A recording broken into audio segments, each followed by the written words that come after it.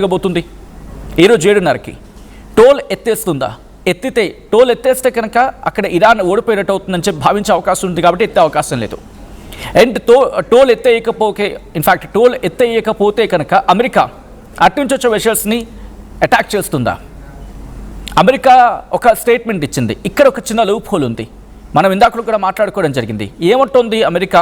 ఒకసారి ఆ స్టేట్మెంట్ని క్లీన్గా అబ్జర్వ్ చేస్తే హర్మోజ్ జలసంధిలో అమెరికా అనుకూల నౌకలను మాత్రమే అనుమతిస్తాము అని చెప్పి అమెరికా సెంట్రల్ కమాండ్ చెప్పుకొచ్చింది. Here shows the detail line.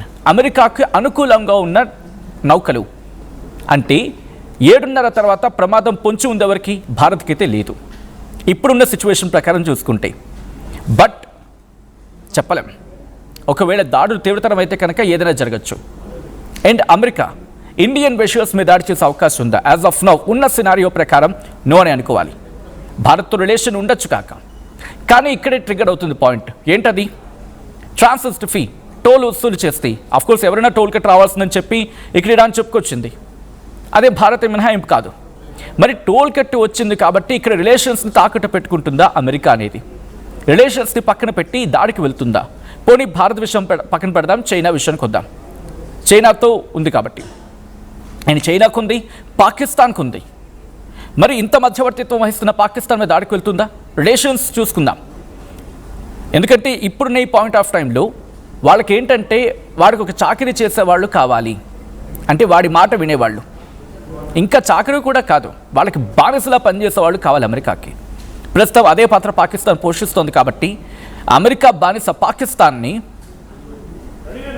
ఎందుకంటే ఇదే మాట కదా వినిపిస్తోంది. ఒకవేళ పాకిస్తాన్ మధ్యవర్తిత్వం ప్రాపర్గా వహించుంటే ఈరోజు ఇంతవరకు రాకపోతున్నాం, సొల్యూషన్ ఎప్పుడో కుదిరిపోతున్నాం. కాబట్టి అమెరికా బానిస పాకిస్తాన్ని ఈరోజు ఈ క్షణంలో అమెరికా దాడి చేయగలదా? ఎందుకంటే వెషల్స్ వాళ్ళకు కూడా అవసరం కదా. అండ్ దాంతోపాటు జపాన్, సౌత్ కొరియా, ఈ రెండు కూడా కీలకమైన దేశాలే. సౌత్ కొరియా వెషల్స్ కూడా ఉంటాయి. సౌత్ కొరియా వెషల్స్ మీద దాడి చేస్తుందా? మిత్రదేశం కదా, మిత్రదేశం కూడా కాదు. నార్త్ కొరియాని అక్కడ ఎదుర్కోవాలంటే సౌత్ కొరియా వాళ్ళకి అక్కడ మిలిటరీ బేస్ కావాలి. అండ్ ఇప్పుడు సౌత్ కొరియా, నార్త్ కొరియాకి మధ్య యుద్ధ వాతావరణం. ఇప్పటికే సౌత్ కొరియాతో కలిసి అమెరికా అక్కడ సముద్ర జలాల్లో యుద్ధ విన్యాసాలు నిర్వహిస్తూ ఉంది. కాబట్టి ఇప్పుడున్న పాయింట్ ఆఫ్ టైంలో సౌత్ కొరియాకి చెందిన ఒక వెషల్ని ఢీకొడుతుందా? పేల్చేస్తుందా? పేల్చితే సౌత్ కొరియా ఊరుకుంటుందా? Biggest question mark.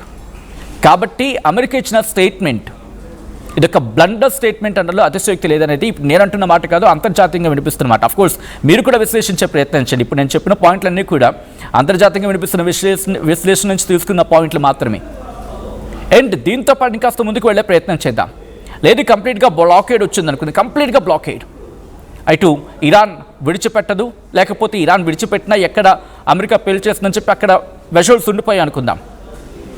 అమెరికా ఇక్కడ రిస్ట్రిక్షన్స్లో ఉందనుకుందాం, రిస్ట్రిక్షన్ పెట్టింది కాబట్టి ఇక్కడ వెషల్స్ వెళ్ళకపోయి అనుకుందాం.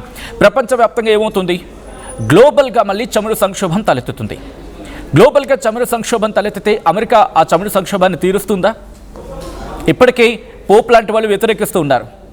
ఈ యుద్ధం వల్ల ఏం సాధించాలని చెప్పి ఎవరిని ప్రశ్నించాలో వాళ్ళ పేరెత్తకుండా, వాళ్ళ దేశం పేరెత్తకుండా ప్రశ్నిస్తున్నారు పోప్ లాంటి వాళ్ళు. అండ్ ఇక యూరప్ గురించి మాట్లాడుకుంటే కెనడా రియాక్ట్ అవుతోంది, స్పెయిన్ రియాక్ట్ అవుతోంది, బ్రిటన్ రియాక్ట్ అయ్యింది. అండ్ బ్యాక్ టు బ్యాక్ ఇంకా చెప్పాలంటే ఇటలీ రియాక్ట్ అయింది, జర్మనీ రియాక్ట్ అవుతోంది. ఇలా ఒకరి తర్వాత ఒకరు రియాక్ట్ అవుతూనే ఉన్నారు. నేటో రియాక్ట్ అవుతోంది, నేటో కూటమి దేశాలు రియాక్ట్ అవుతూ ఉన్నాయి. అండ్ ఇటువంటి పరిస్థితుల్లో ట్రంప్కి మద్దతుగా నిలుస్తాయనుకున్న ఒక్క దేశం కూడా సపోర్ట్గా వెళ్తున్న సందర్భం లేదు. అండ్ ఇక్కడ ఒక క్వశ్చన్ రైజ్ అవుతోంది కూడా. ఎందుకు ట్రంప్ బెదిరిస్తున్నాడు? సీ మైన్స్ని తీసేయగలమన్న ట్రంప్ ఎందుకు బ్లాకేడ్ 7:30 ఎందుకు బ్లాకేడ్ పెడుతున్నాడు? అదేదో సీ మైన్స్ తీసేస్తే కనుక వెళ్ళి ఇరాన్ మీద దాడి చేస్తే సాల్వ్ అయిపోతుంది కదా. ఒకవేళ గ్రిప్ సాధించాలనుకుంటే ఇరాన్ మీద సాధించుకోవచ్చు కదా. ఎందుకు ఈ బెదిరింపులు అని చెప్పి? ఇది మేకపోతు గాంభీర్యమా, లేకపోతే పిరికి పంద చర్య? అంతే కదా. పిరికి పంద చర్య కింద ఎందుకు అనుకుంటున్నారంటే మరి ముఖ్యంగా వాళ్ళ యుద్ధ నౌకలు అబ్రహీం లింకన్ అక్కడే కదా ఉంది, ఇటు అక్కడే ఉంది, అరేబియా సముద్ర జలాల్లోనే అక్కడే ఉంది. మరి అటువంటిది అక్కడ కొంచెం ముందుకు వెళ్ళి సీమైన్స్ని క్లియర్ చేసి ఈ సీమైన్స్ క్లియర్ని చేసేస్తా అని చెప్పుకొచ్చిన ట్రంప్ మళ్ళీ ఈ పశ్చిమ దేశాల సాయం కోరాడు, మేమేమి సాయం చేయమని చెప్పుకొచ్చాయి. అండ్ ఇప్పుడు మా దగ్గర ఉంది, మా దగ్గర సత్తా ఉంది, మేమే పీకేస్తాం, మేమే వాటిని క్లియర్ చేసేస్తామని చెప్పుకొచ్చాడు. కానీ ఎక్కడ కనిపించట్లేదు. ఎంత చేయగలిగిన వ్యక్తి ముందుకు వెళ్ళి చేయగలగాలి కదా. ఇలా క్వశ్చన్స్ రైజ్ అవుతూ ఉన్నాయి. ఎక్కడ ప్రపంచానికి ఉపయోగపడే పని అమెరికా చేస్తోందా? Biggest question mark.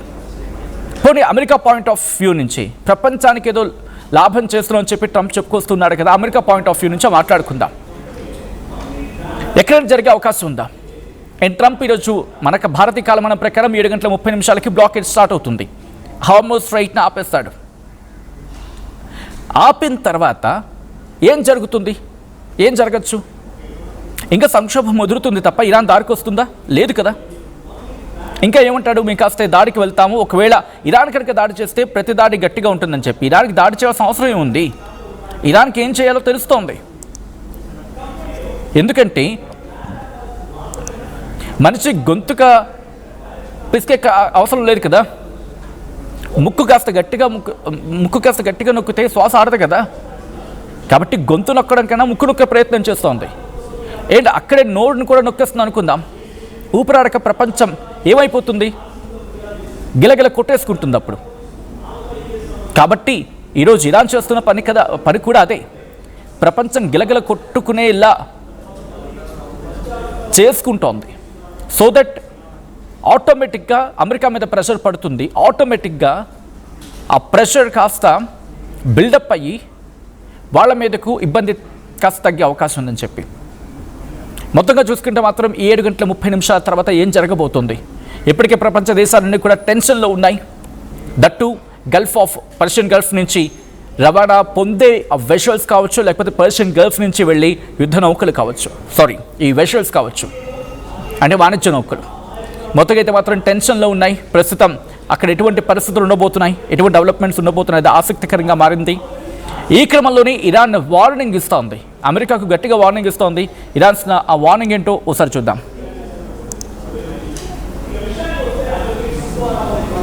بسم الله الرحمن الرحیم. نیروهای دریایی و هوافضای سپاه پاسداران از سحرگاه امروز در موج 99 عملیات وعده صادق 4 با رمز مبارک یا فاطمه الزهرا سلام الله علیها در واکنش به جنایات دشمن در حمله به زیرساخت‌های کشور، پایگاه‌ها و منافع آمریکا در منطقه و مراکز فرماندهی و تجمع نظامیان صهیونیستی در سرزمین‌های اشغالی را زیر ضربات موشک‌های بالستیک، کروز و پهپادهای تهاجمی قرار دادند.